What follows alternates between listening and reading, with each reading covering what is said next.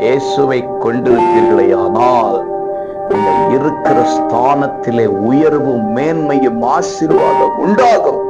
கீழே விழுவதில்லை, விழ தள்ள எதாலும் முடியாது.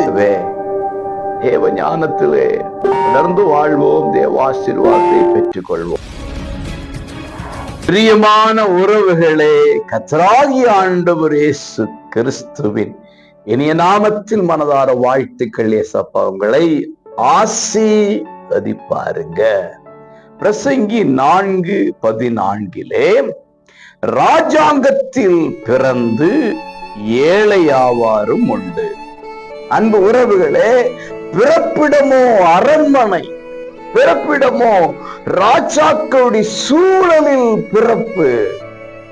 அங்கு பிறந்தாலும் ஏழையாவாரும் உண்டா? எதனால் தெரியுமா? ஞானமற்ற கிரியையினால, ஞானமற்ற செயல்பாடினால, புத்தியற்ற வாழ்வினால, தேவனை கொண்டிராத வாழ்வினால. ஆகவே பிரியமானவர்களே, நாம் இன்றைக்கு எந்த ஸ்தானத்திலே இருக்கிறோமோ அந்த ஸ்தானத்திலே தேவ ஞானத்தோடு வாழ வேண்டும்.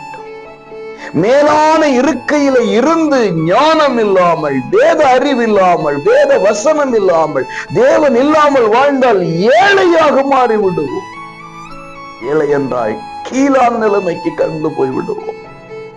ஆகவே இயேசுவை கொண்டிருப்பீர்களே ஆனால் நீங்கள் இருக்கிற ஸ்தானத்திலே உயர்வும் மேன்மையும் ஆசீர்வாதம் உண்டாகும்.